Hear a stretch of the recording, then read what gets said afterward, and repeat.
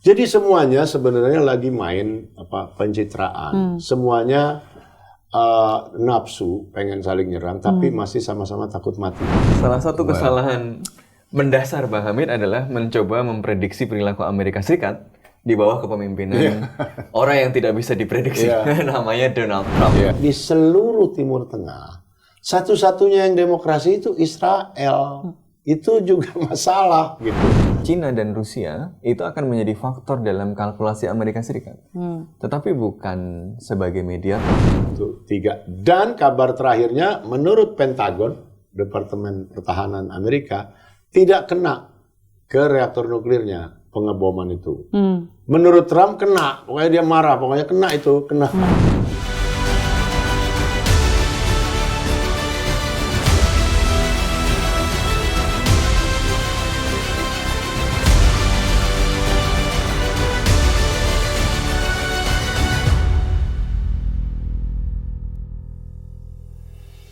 Bang Hamid, waktu minggu lalu kita ngobrol sama Mas Faisal soal perang Iran-Israel, itu Amerika belum masuk ya? Iya, Dan ramalan saya salah. Gitu. Saya bilang kan waktu itu kemungkinannya sangat kecil bahwa Amerika terlibat, melibatkan diri. Tapi ternyata saya salah. Kejadian sekarang gitu. Nah, kita akan ngebahas perang Iran-Israel part 2 yang mana udah masuk nih Amerika saat ini. Nah, kira-kira itu dampaknya makin kemana-mana kah gitu, dan kita akan coba zoom in juga nih soal perilaku-perilaku US yang kenapa sih kok gampang banget kepancing sama Israel gitu ya, padahal kayaknya hampir semua juga udah tahu ini pancingan-pancingan Netanyahu aja nih biar Amerika ikut-ikutan gitu kan, buat nge-backup Israel juga gitu. Nah tapi lebih lengkapnya kita akan ngebahas bareng sama pengamat hubungan internasional, juga banyak bicara khususnya di soal Timur Tengah. Di sini sudah ada dari Universitas Indonesia, Mas Sofwan Albana Khoiruzat. Nah, oke, Mas Sofwan, thank you udah hadir. Ini My pleasure. Langsung aja ke pertanyaan tadi sebenarnya bahwa kenapa Trump nih kok gegabah banget gitu, cepet dia merespon. Padahal ya semua orang juga udah tahu nih, kayaknya dari awal emang Bibi ini kan berusaha mancing-mancing nih, gelitik-gelitikin biar Trump kepancing gitu kan. Harusnya he could have done better lah gitu. Tapi kenapa segegabah ini Trump ini? Salah satu kesalahan mendasar Bang Hamid adalah mencoba memprediksi perilaku Amerika Serikat di bawah kepemimpinan orang yang tidak bisa diprediksi, namanya Donald Trump gitu ya. Jadi parah sih itu ya. Memprediksi itu butuh asumsi dasar bahwa aktor yang terlibat itu rasional. Gitu. Betul. Problemnya adalah Donald Trump ini seringkali tidak dipandu oleh kalkulasi-kalkulasi yang rasional. Dan kalaupun rasionalnya itu pun dalam jangka waktu yang pendek dan terbatas. Karena itu penjelasan terhadap kenapa Amerika Serikat itu kemudian melibatkan diri, saya kira ya karena faktor ini. Kan sampai beberapa hari sebelumnya, sikap Trump ini kan sebenarnya masih wait and see, masih restrain gitu ya. Tapi kalau saya lihat ada faktor bahwa Trump melihat Israel di atas angin nih gitu. Kalau saya ikut sekarang, saya bisa ikut klaim kredit easy credit ya untuk menang dengan risiko yang kemudian kecil. Kemudian kedua tentu saja adalah lobby dari advisor-advisornya yang tentu memiliki kedekatan dengan Israel gitu ya.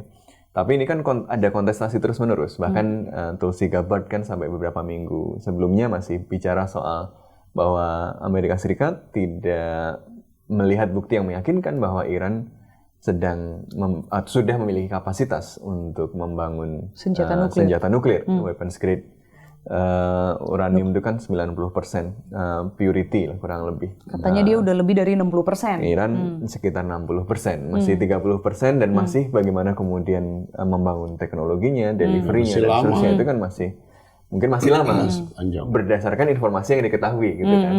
Kalau posisinya tidak ini, kalau persepsi ancaman itu kan dibentuk dua hal.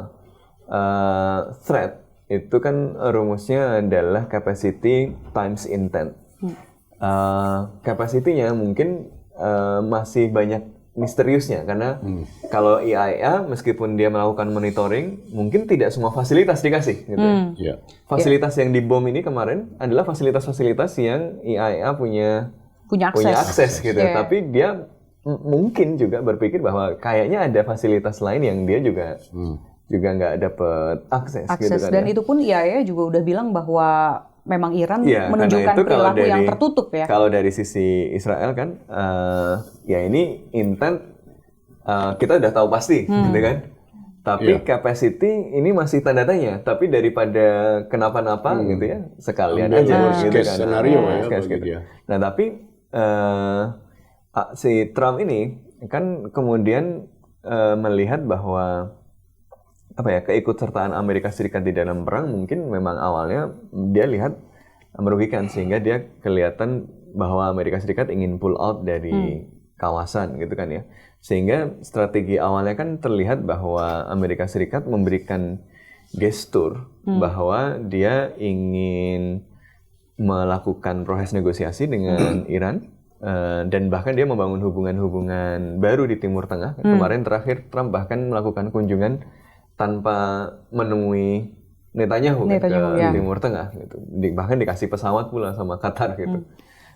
Sehingga apa ya gambar besarnya itu sebenarnya mungkin tidak align dengan kepentingan Israel tadi. Tapi ya tadi itu Trump itu unpredictable. Maka ketika anginnya berubah, dia itu bisa dengan cepat berubah gitu kan. Artinya ini sederhananya adalah Israel yang insecure melihat bahwa ada gelagat-gelagat kok AS makin friendly nih ke Iran. Jadi ada tiga gitu faktor ya. menurut saya. Pertama insecure karena sebagai sebuah negara yang didirikan dengan konteks historis yang spesifik gitu ya.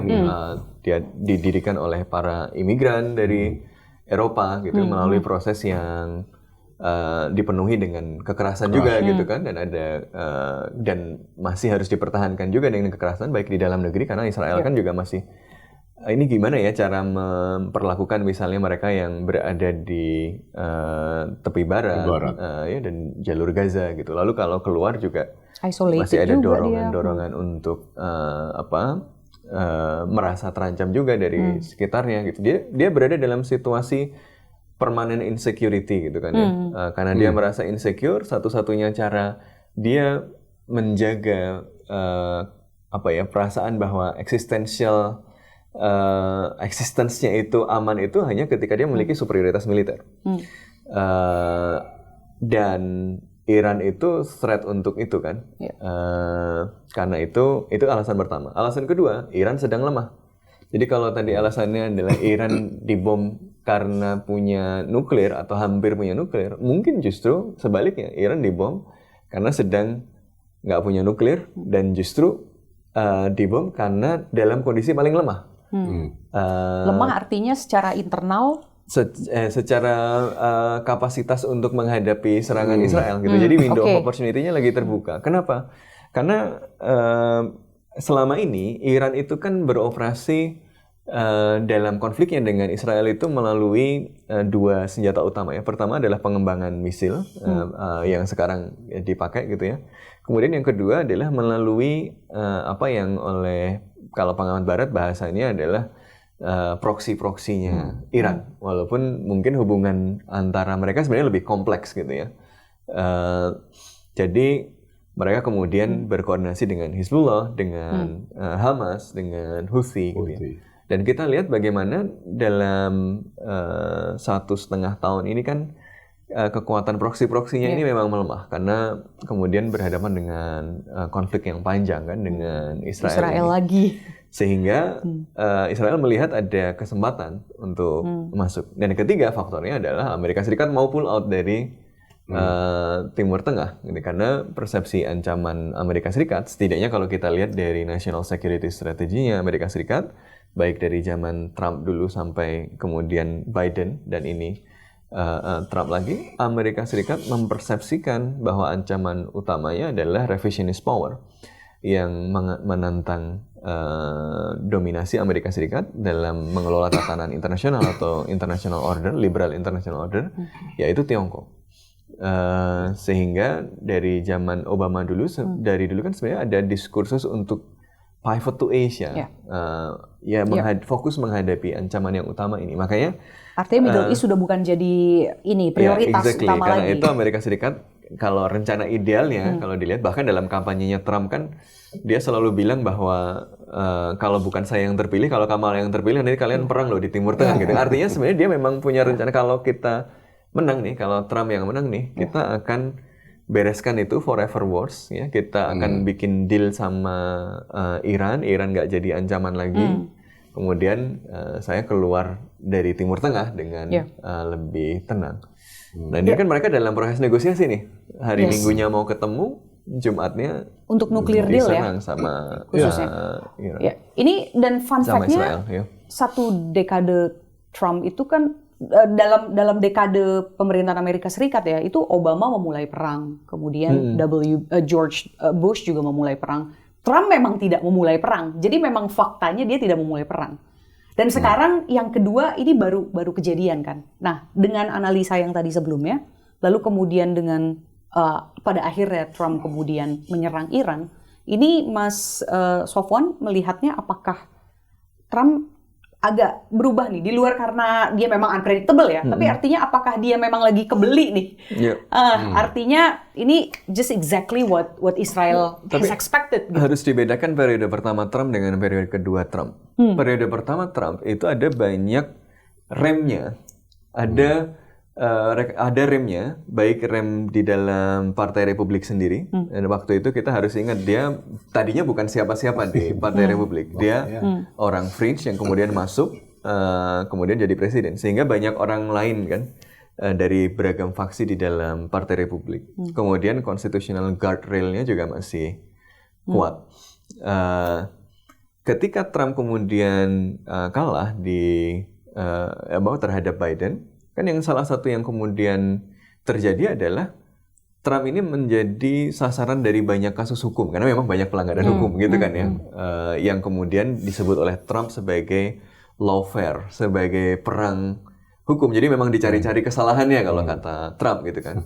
Dan dalam proses itu orang-orang Republikan yang tadinya ditaruh di sekelilingnya untuk memastikan bahwa Trump ini on the right track gitu ya, tidak keluar dari garis partai gitu, itu dihilangin semua karena dianggap berkhianat gitu kan, sehingga ketika dia menang sekarang isinya itu loyalis semua, isinya itu bukan orang yang punya pengalaman. Coba lihat siapa yang ditunjukin, siapa yang ditunjuk.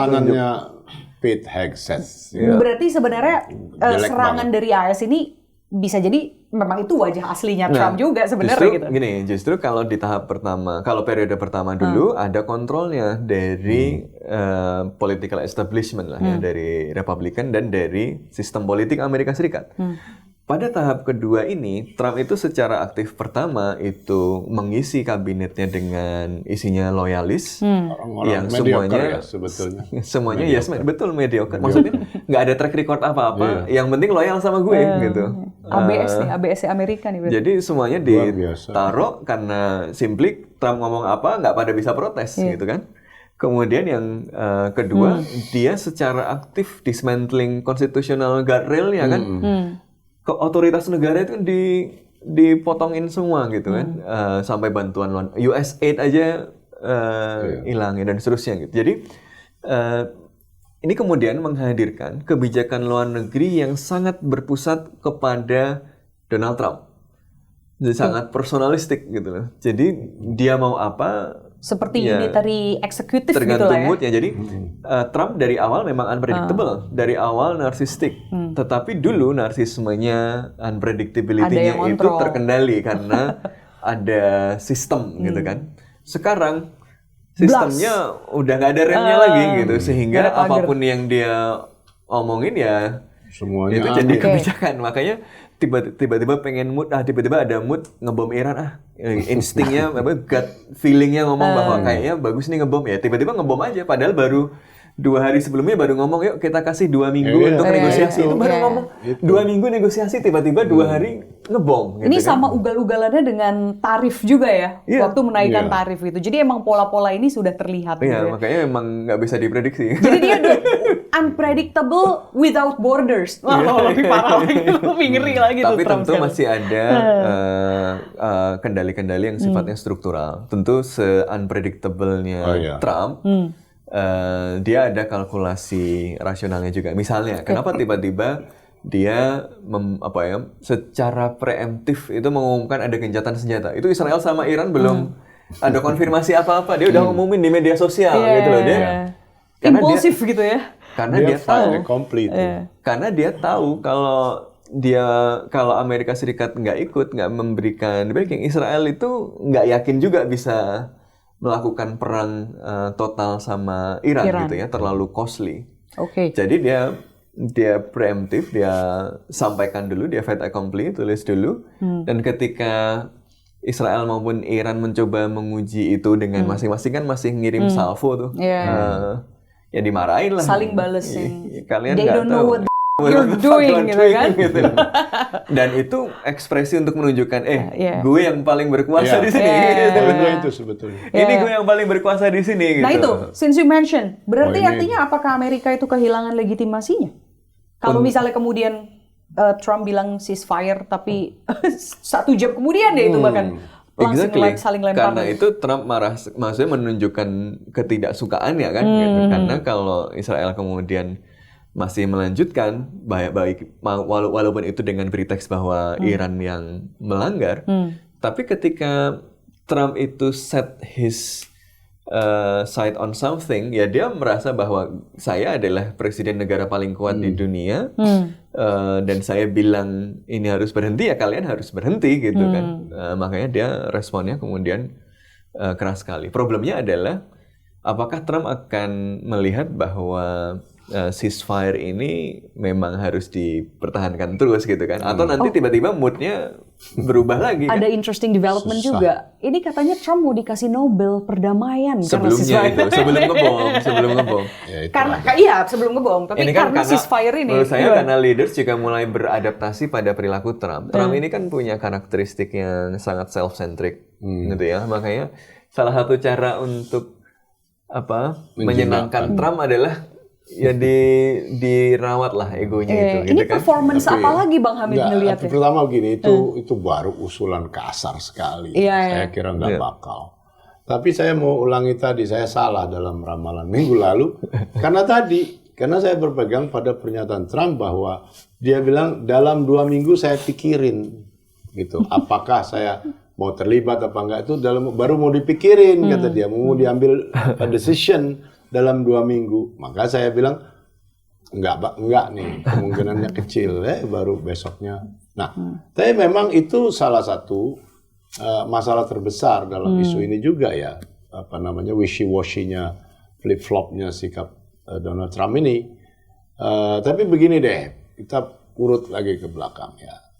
Secara tradisional, Partai Republikan itu memang sedikit lebih dekat ke Israel daripada Demokrat.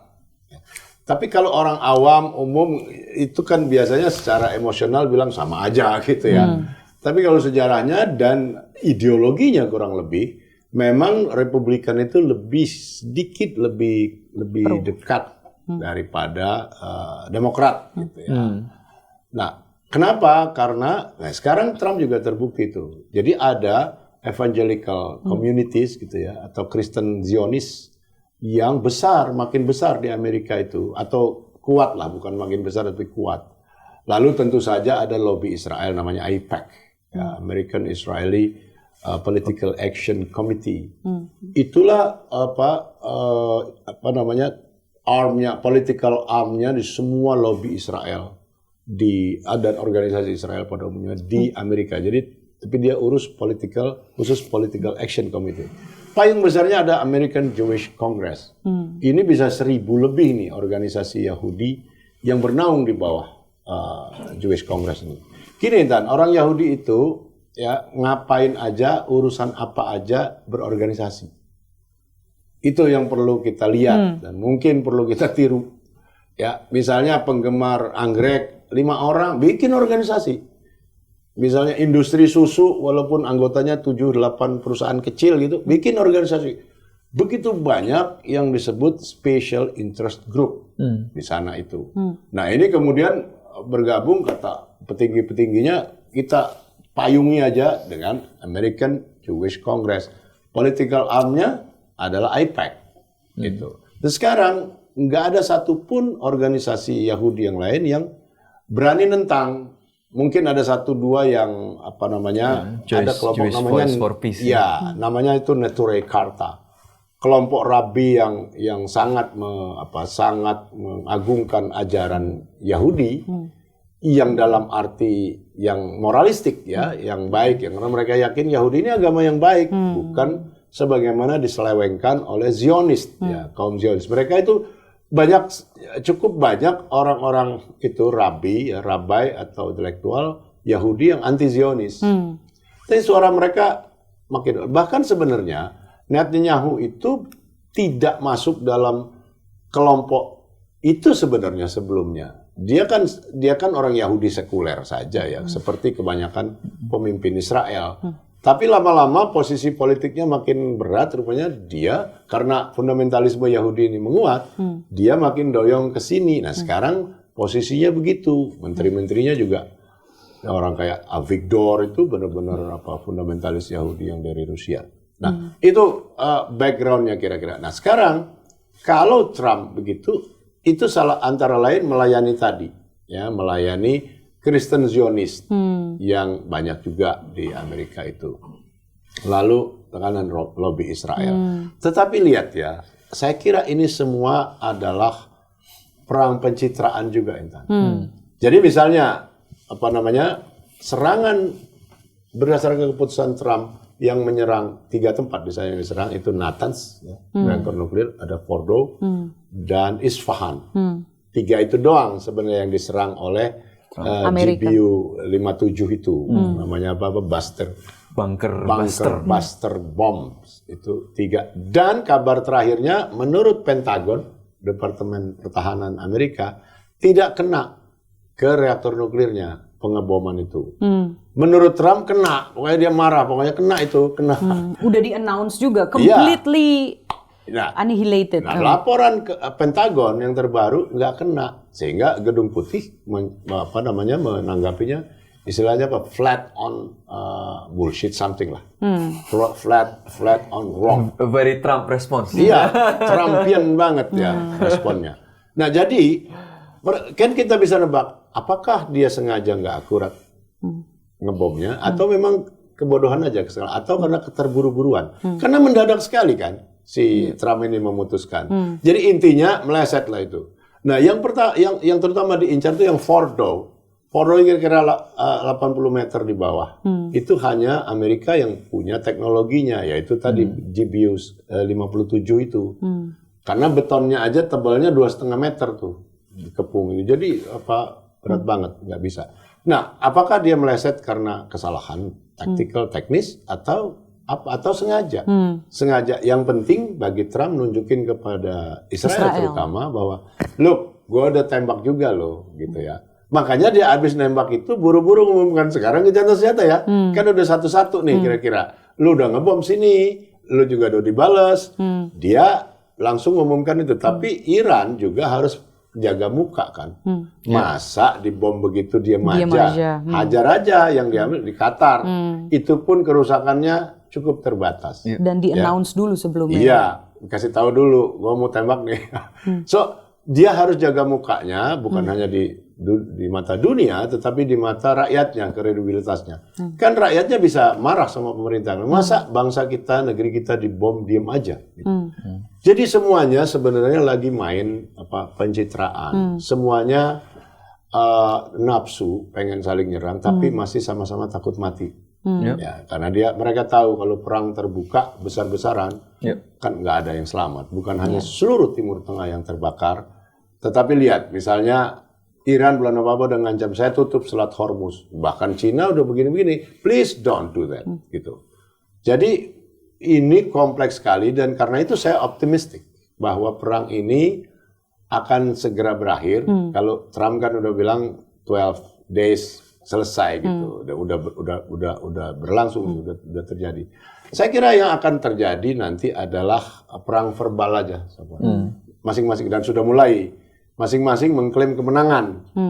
Kata Netanyahu dengan heroiknya, kita sudah melakukan historic achievement, historic victory. Iran juga, artinya bla bla bla. ini gitu. performative war ya.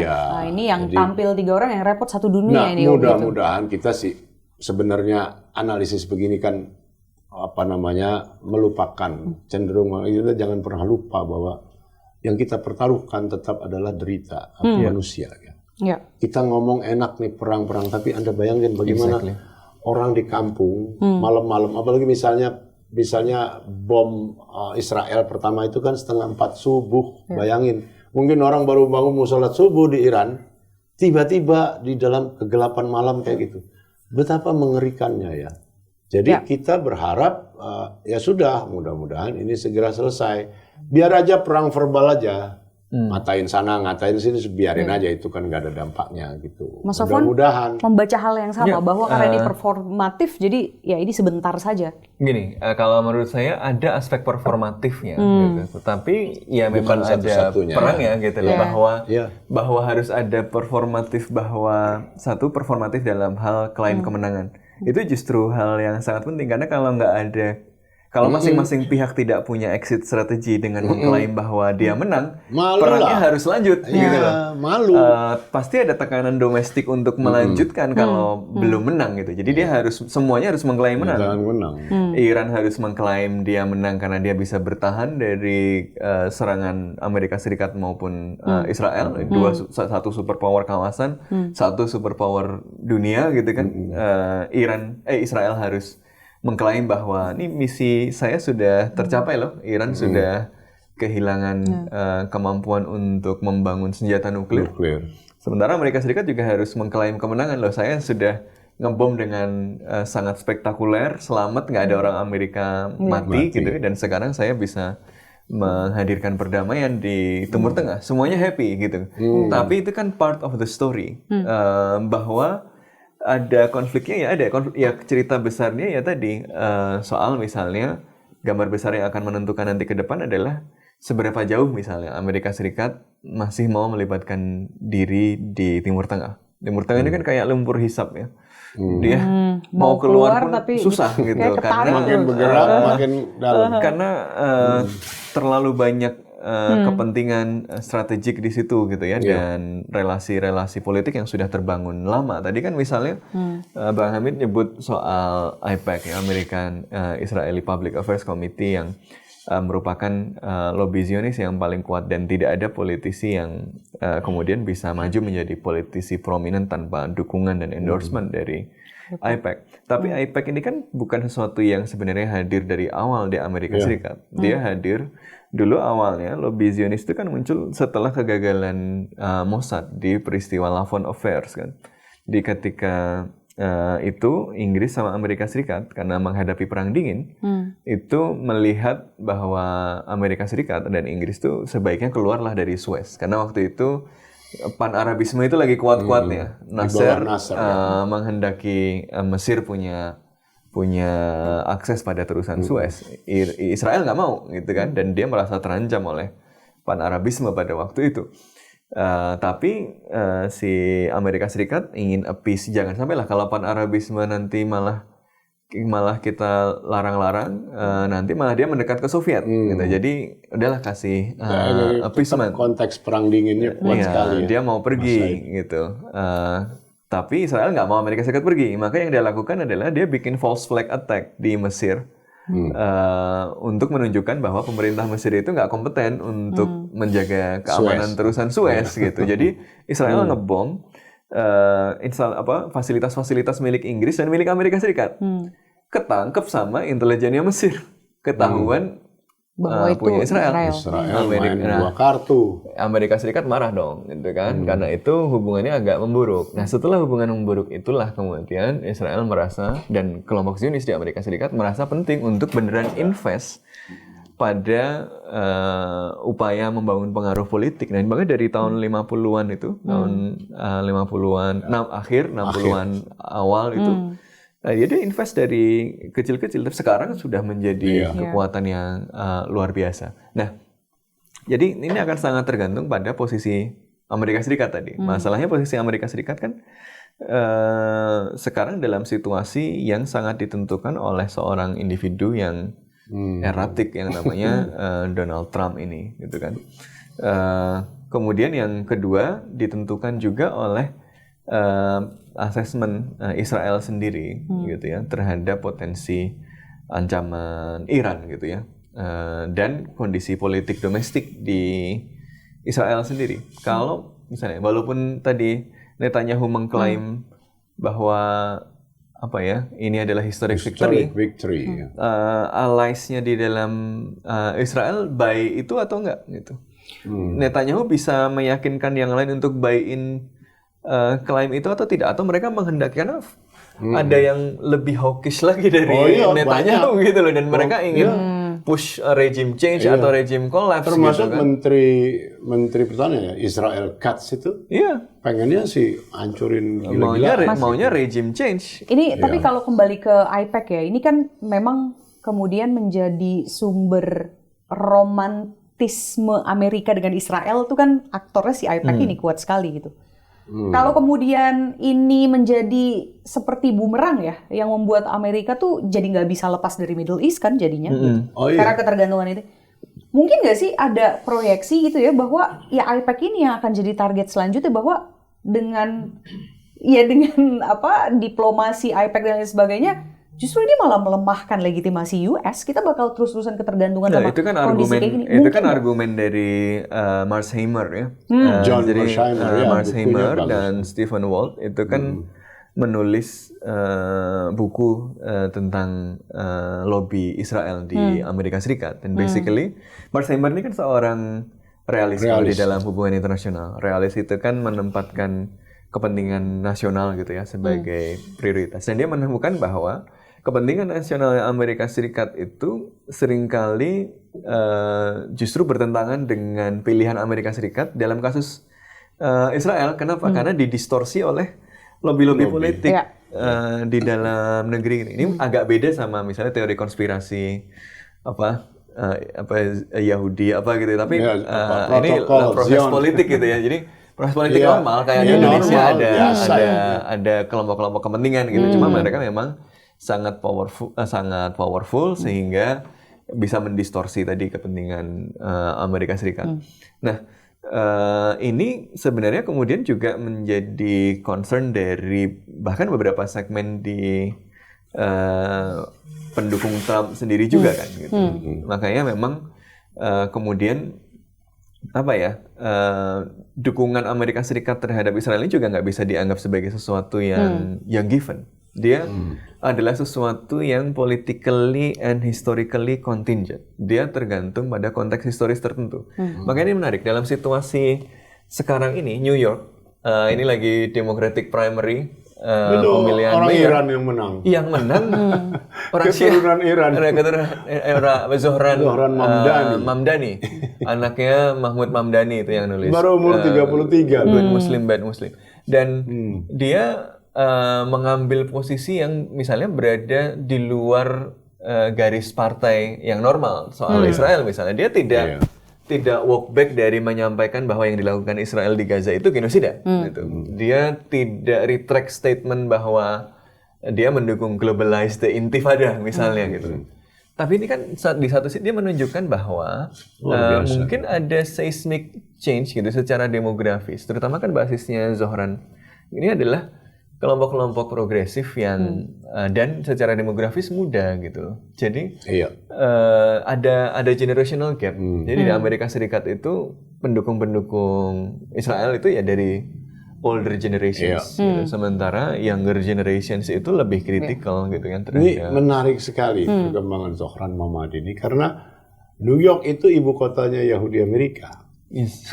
Ya dulu itu Michael Bloomberg. Pokoknya New York lah. Ya, semua orang tahu itu. Dengan itu New York juga jadi intellectually vibrant gitu ya. Intelektual New York itu hebat-hebat gitu. Misalnya yang terkumpul dalam New York Review of Books itu grup itu. Dan di dalamnya sebetulnya kurang lebih termasuk Edward Said ya, pejuang Palestina yang hebat. Nah, AIPAC itu sebetulnya secara resmi secara resmi tanda petik ya, tahun 60 ketika Presiden Kennedy kehabisan duit Intan untuk kampanye. Mereka terang-terangan datang, Pak Kennedy kira-kira ya, kayak kami bisa bantu. Kami tahulah Anda kesulitan dana, kami bisa bantu, tapi syaratnya serahkan kebijakan luar negeri Amerika di Timur Tengah kepada kami gitu. Waktu itu Kennedy marah betul. Dia bilang, saya sangat tersinggung. Ada satu kelompok orang yang membela kepentingan negara lain, tetapi mau membajak bangsa kita gitu kira-kira. Tapi menurut saya sih dalam perjalanan waktu, Kennedy pun nyerah. Benar-benar nggak ada duit, tidak mau jadi presiden. Nah sejak itulah. Nah, memang masalahnya tidak sederhana ya, Intan. Begini, rakyat Amerika itu kurang peduli soal Timur Tengah. Ya. Itu masalahnya juga. Jadi pengetahuan mereka tentang Timur Tengah juga nggak berminat gitu, cuek aja. Nah, dalam ketidakpedulian massa besar Amerika ini, maka lobby Israel itu makin leluasa kan. Dan mereka kerahkan semua dana, semua sumber daya politik. Ada lagi soal lainnya di balik itu. Biasanya mereka juga diperas oleh orang-orang Israel. Dituduh bahwa kalian ini enak-enakan ya hidup di Amerika. Lihat saudara-saudaramu di sini. Selalu terancam bom. Gitu ya. Kalian kan enak jadi banker di Wall Street kaya-kaya. Punya gedung ini, punya gedung itu. Semua perusahaan besar kalian punya. Terutama bisnis keuangan kan banyak. Hollywood misalnya, industri film juga mereka dominan gitu. Jadi kira-kira, ya udah deh kalau lu nggak mau pulang, maksudnya pulang ke Israel kan naturnya dia harus pulang ya sebagai redemption istilahnya. Oke, kalau nggak mau pulang mana duitnya aja. Nah, dan yang kedua, kalau urusin ini lobby sana, senator, kongres, siapapun kau lobby sebisa-bisanya, duitnya kau pakai sendiri. Gunakan duit sendiri. Kalau enggak, pulang lo. Kalau pulang lo harus jadi milisi segala macam kan. Di Israel itu semua wajib militer. Kalian jadi banker Wall Street enak bener gitu. Jadi ada mekanisme pemerasan juga di kalangan Yahudi Amerika yang jumlahnya mungkin sekarang sama atau mungkin lebih banyak daripada orang Yahudi di Israel sendiri gitu. Nah, itu membuat kalau pertanyaannya apakah Amerika akan pull out dari Timur Tengah, menurut saya kemungkinannya sangat kecil. Siapapun presidennya sulit sekali. Karena ada banyak kepentingan Amerika sendiri juga kan mau menguasai jalur minyak dan sebagainya. Kedua ada kepentingan nilai-nilai ya. Amerika ini kan pretensinya pendakwah demokrasi ya. Anda lihat di seluruh Timur Tengah satu-satunya yang demokrasi itu Israel. Itu juga masalah gitu. Bayangin misalnya 57 negara oki misalnya, siapa yang demokrasi? Hanya Israel. Arab Saudi dengan segala itu masih kerajaan. Kuwait, Bahrain, ya, Syria, kalaupun nggak demokrasi, otoritarian. Ya, Yordania kerajaan masih. Ya, Mesir otoritarian. Jadi Amerika merasa kayak ada beruf gitu, ada calling dan didorong juga oleh para aktivis pro demokrasi yang look gitu. Ini keponakan kita satu-satunya demokrasi, masa lu didiemin? Lu diemin kalau dikepung Arab. Dia concern dikepung Arab gitu.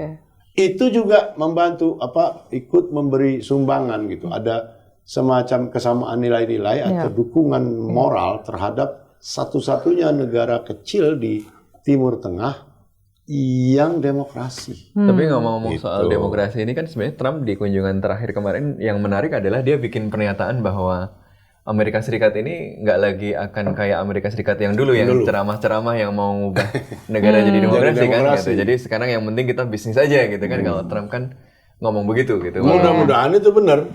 Kita capek juga Amerika terlalu terlibat di mana-mana. Tapi juga menarik bahwa dalam kemarin itu dia benar-benar marah pada Israel.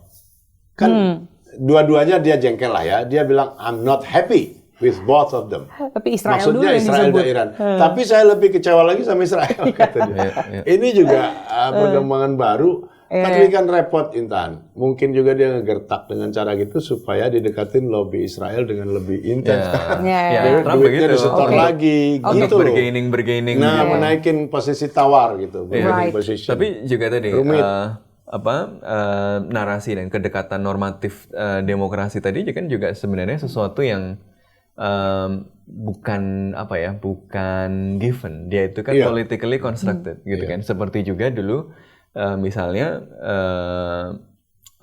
ketika Israel itu mau didirikan gitu, kelompok-kelompok Zionis seperti Herzl itu kan memang menjual dirinya itu sebagai benteng dari masyarakat barbar gitu loh. Jadi dia kan ngirim surat ketika dia masih lobby-lobby untuk mendirikan Israel, itu termasuk kemudian nanti akhirnya dapat deklarasi Balfour, adalah bahwa daripada kalian pusing dengan Jewish question di Eropa, kalian bikinin aja Jewish National Homeland di Timur Tengah, dan di Timur Tengah itu kami bisa menjadi benteng yang melindungi kalian dari orang-orang tidak beradab gitu, kira-kira gitu. Nah ini kan sebenarnya cuma berubah aja karena zaman dulu penjajahan itu diterima dan dulu stratifikasi masyarakatnya di global color line itu bisa secara eksplisit mengatakan bahwa saya lebih beradab, yang lain tidak beradab, dia bisa ngomong begitu. Ketika nilai-nilai berubah, kemudian self-determination menjadi nilai universal, dekolonisasi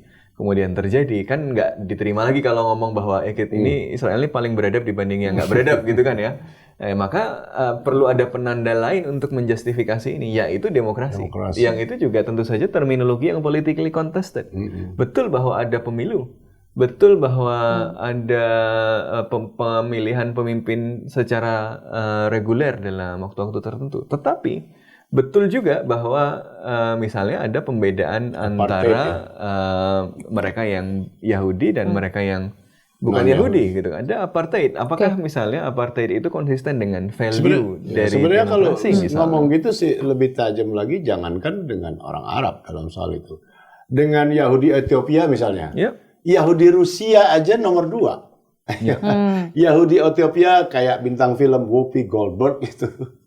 Itu Yahudi Afrika hitam. Itu benar-benar dianggap kelas 3, kelas 4. Apalagi orang Arab, walaupun Arab sampai 20%-an jumlahnya. Jadi tentara Israel itu Intan pasti ada juga yang orang Arabnya. Karena memang yang penting sebagai warga negara demographically majority gitu. Jadi yang kan perdebatannya dulu ketika didirikan itu mau disisain berapa nih orang Arabnya gitu kan untuk menjadi Jewish state-nya dari 60 sampai 80-90% itu. Oke, ini kayaknya udah sebenarnya nih petanya udah mendalam banget. Seharusnya ini udah menjadi gambaran ya buat penonton gitu ya. Kenapa kemudian Amerika tuh terus terseret dalam lingkaran membela Israel. Padahal sebenarnya apa sih untung ruginya, lo kok segitu nunduknya dengan negara itu tadi penjelasan. Iya, saya rasa itu tadi penjelasannya tapi juga sudah cukup mendalam, memberikan konteks. Itu. Ada buku Paul Finley itu, bekas senator, bekas anggota Kongres selama 22 tahun. Dia nulis They Dare to Speak Out gitu, tentang lobby Yahudi itu. Banyak sekali kasus yang dia ungkapkan, ya, yang intinya Israel tuh sangat merugikan Amerika di bidang intelijen gitu ya. CIA itu sering diledek atau dianggap lambat oleh Mossad gitu. Banyak sekali dia mengutip, dia melakukan wawancara ribuan orang, Paul Finley itu.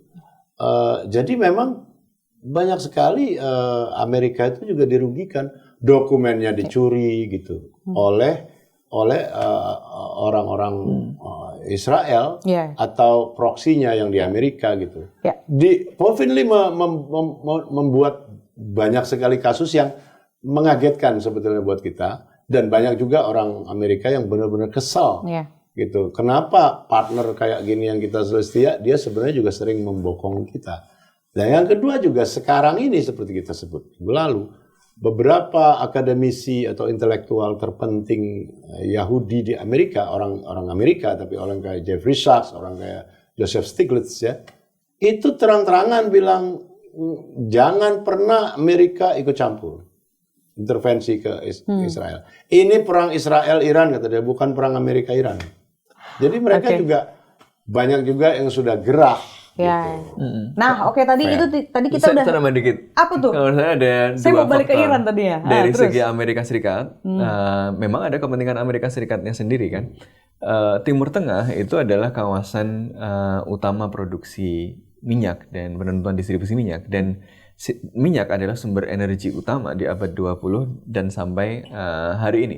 Dulu supremasi Inggris itu ditopang oleh kendalinya atas batu bara, coal production dan coal distribution. Karena coal itu yang memungkinkan kapal-kapal Inggris itu rules the waves pada waktu itu.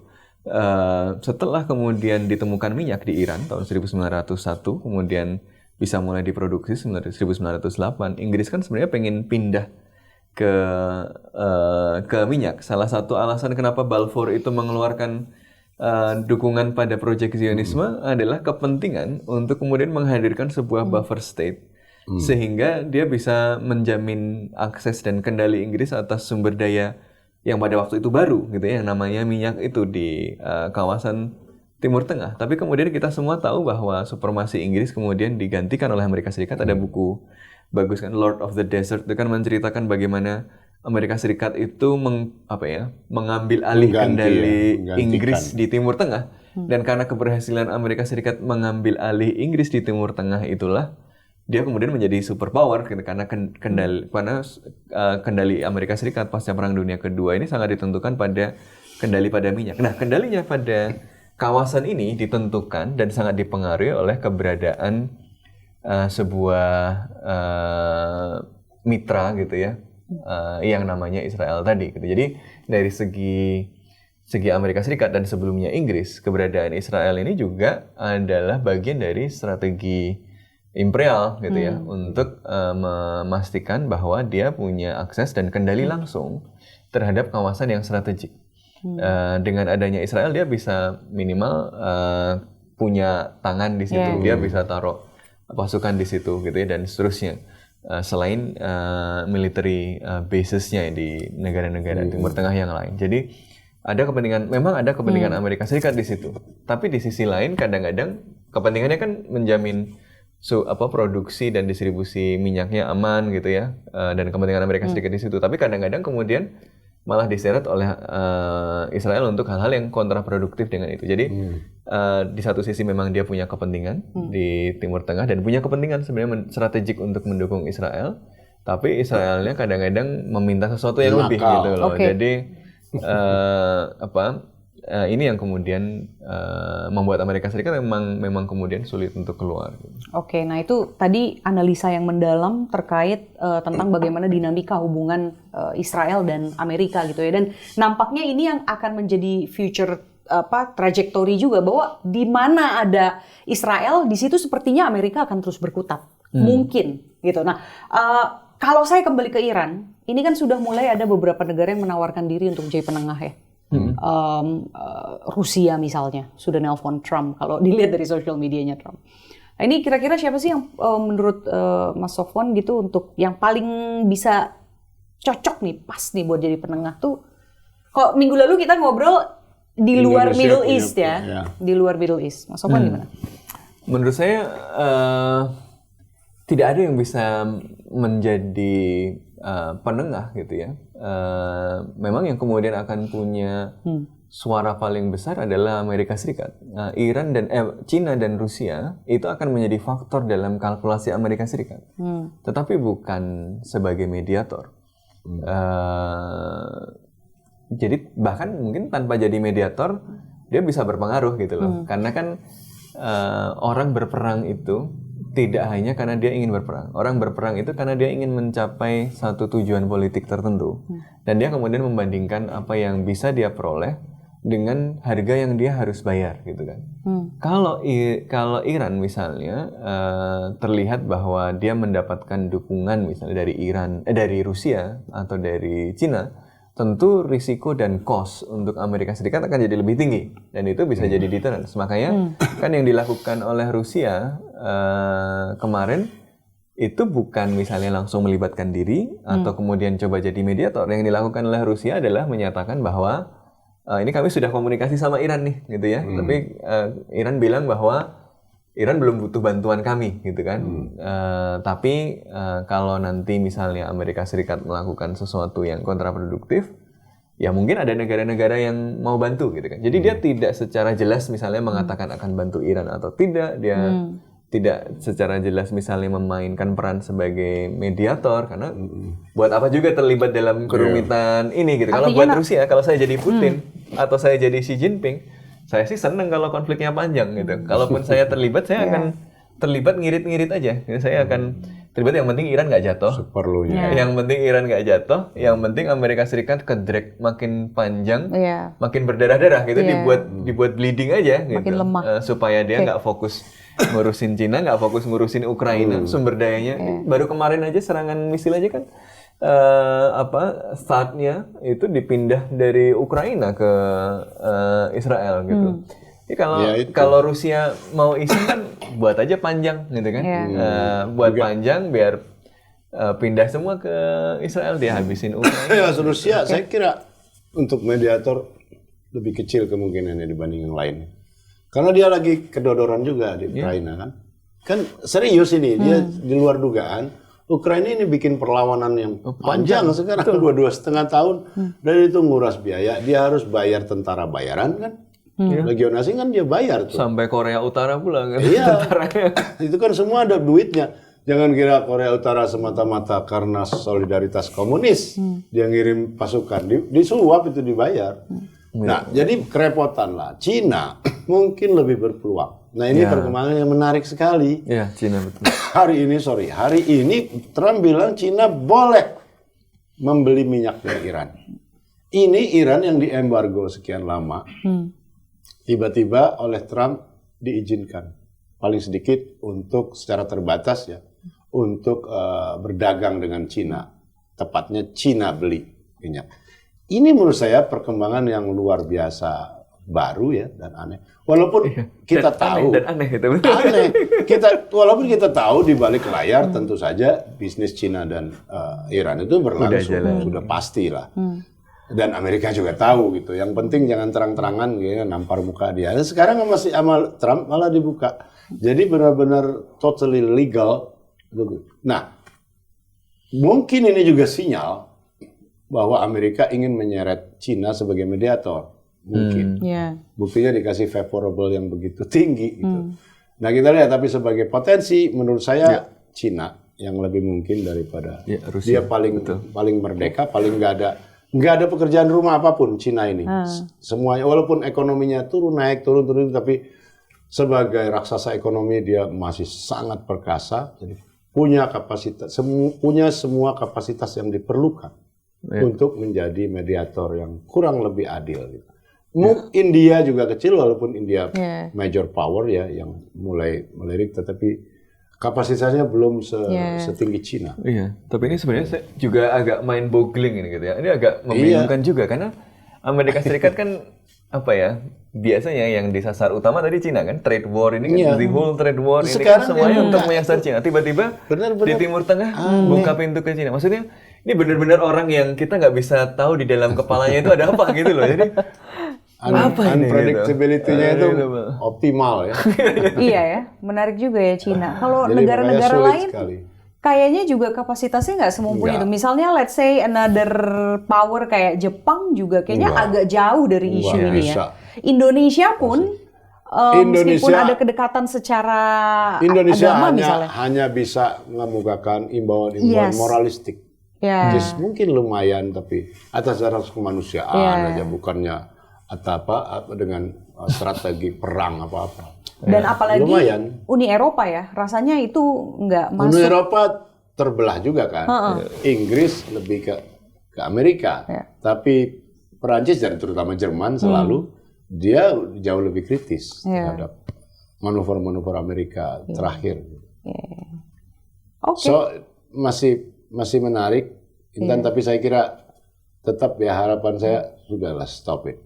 Karena harga kemanusiaannya tetap tidak ada yang menang dalam perang gitu kan. Nggak akan ada. Nggak ada yang menang dalam perang. Dulu masih mungkin ada yang menang. Ya, perang 100-200 tahun yang lalu itu masih mungkin. Perang darat lagi kan tinggal. Sekarang nggak mungkin ada yang menang.